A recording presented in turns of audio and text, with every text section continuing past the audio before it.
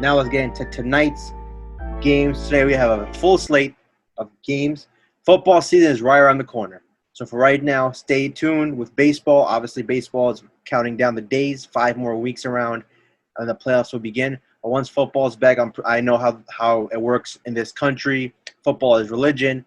Everyone's tune, everyone's attention changes directly towards that. But until then, we have one more week to go, in my opinion. So let's get into it. First game, St. Louis versus the Reds. St. Louis won the game yesterday 3-1. The Reds continue to struggle against lefties. John Lester looking like he's from 2015 Chicago Cubs World Series days. Dominant 6 1/3. Gave up 1 run only. The Reds pitcher Castillo, give him credit.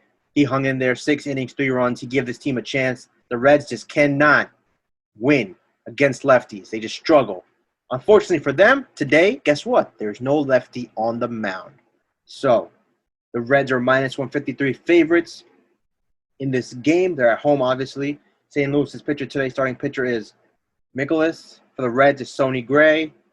Now let's get into the teams. St. Louis, obviously, fighting for the wild card with the Reds and the Padres. The St. Louis Cardinals can really find a way of getting into this.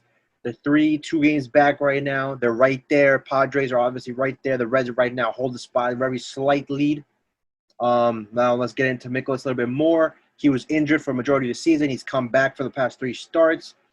And let's be honest, he played twice against the Pirates and 1 against the Cubs. He looked okay, nothing special. And if you look at his career numbers against the Reds, it's pretty damn awful. 6.00 ERA, 6 ERA against the Reds. Every game that he's pitched against the Reds, he's given up at least 3 runs. So that tells you that the Reds can get to him. Now we get into the Reds. Sonny Gray pitching. Sonny Gray looks like the guy who was dominant a season ago. I mean, actually 2 seasons ago, if I'm not mistaken. He's been dealing with injuries for the past couple of years. And just like this year, he's been injured a couple of times.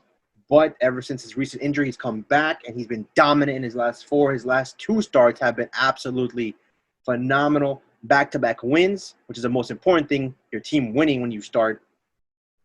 And both those games, one against Miami and one at Milwaukee, which is a very tough place to pitch. At Milwaukee, home against Miami, both games shutout. Total hits allowed was 4 hits. 4 hits in 2 games, 13 innings pitched, 4 hits, 0 runs. That's phenomenal.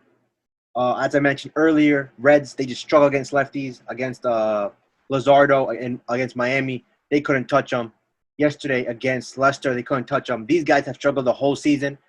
But against the Reds, if you're a lefty, at this point, you have a pretty good matchup for yourself. So fortunately for the Reds, they don't have to go up against a lefty today. And I think they're due for an offensive onslaught. They still have the lineup. They still got Votto. They still got Castellanos. They got India.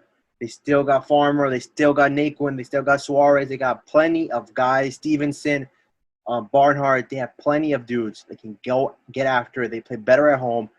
They are the number 1 team in runs, if I'm not mistaken, since the All-Star break, especially at home. The Reds know we're in the race right here, but to hit the final stretch, and I feel minus 153. Before the line gets any bigger, get value here now. And the Reds are clearly the play here.